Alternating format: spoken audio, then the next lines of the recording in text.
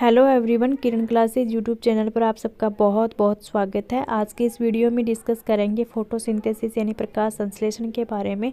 Photosynthesis है वो एक फोटोबायोकेमिकल रिएक्शन है।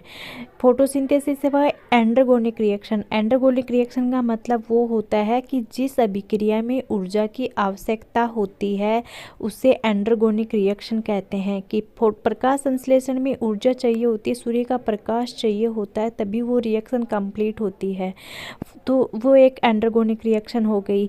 फोटोसिंथेसिस है वो एक एनाबॉलिक रिएक्शन है। एनाबॉलिक रिएक्शन का मतलब क्या होता है कि इसमें दो से अधिक प्रोडक्ट मिलकर के एक बड़ा प्रोडक्ट बनाते हैं।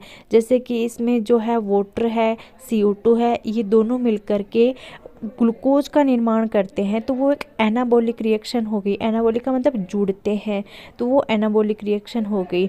स्टीफन हेल्स ने सबसे पहले फोटोसिंथेसिस के बारे में बताया था। अब देखिए, जो बोलिज्म है वो मेटाबॉलिज्म वो दो प्रकार का होता है। एक होता है कैटाबॉलिज्म, एक एनाबॉलिज्म। कैटाबॉलिज्म का मतलब होता है कि टूटना। कॉम्प्लेक्स कंपाउंड अगर सिंपल कंपाउंड में टूट रहा है तो वो है कैटाबॉलिज्म।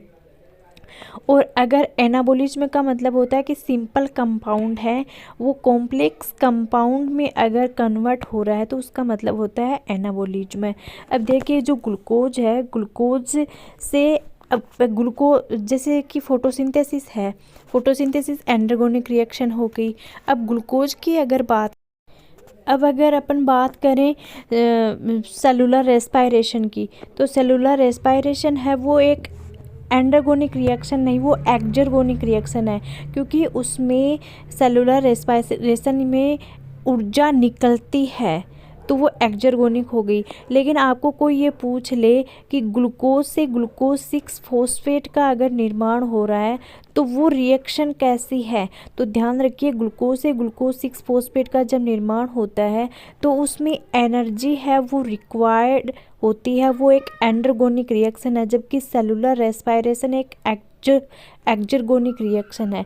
इस चीज़ का आप ध्यान रखिए। और देखिए, फोटोसिंथेसिस के दौरान जो फोटोसिंथेसिस की जो सिंपल रिएक्शन होती है उसमें 6 मॉलिक्यूल CO2 के, 12 मॉलिक्यूल वाटर के, ये जुड़कर के लाइट की प्रेजेंस में, क्लोरोफिल की प्रेजेंस में ग्लूकोज का निर्माण करते हैं C6H12O6, और 6 मॉलिक्यूल O2 के निकलते हैं और 6 मॉलिक्यूल H2O को निकलते हैं। जो 12 H2O अपन ने लिए थे वो उसमें से उनका ऑक्सीडेशन होता है, 6 मॉलिक्यूल ऑक्सीजन के निकलते हैं, और जो 6 CO2 हैं वो कन्वर्ट हो जाते हैं एक मॉलिक्यूल जो है वो ग्लूकोज के अणु में। तो जो उनका बोलते हैं CO2 रिडक्शन या कार्बन फिक्सेशन या CO2 एसिमिलेशन। जो फोटोसिंथेसिस के दौरान जो ऑक्सीजन का जो सोर्स होता है वो वाटर होता है।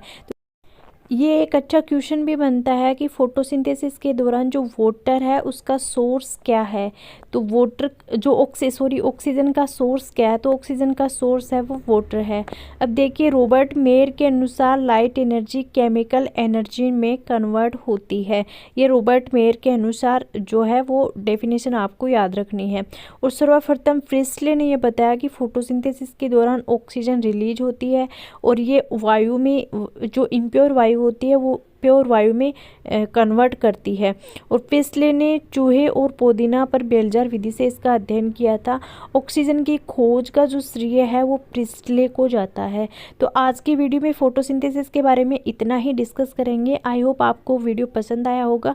पसंद आया तो वीडियो को लाइक करना, शेयर करना, सब्सक्राइब करना, कमेंट करके बताना, और नोटिफिकेशन आ जाए इसके लिए आप बेल आइकन को प्रेस कर लेना। धन्यवाद।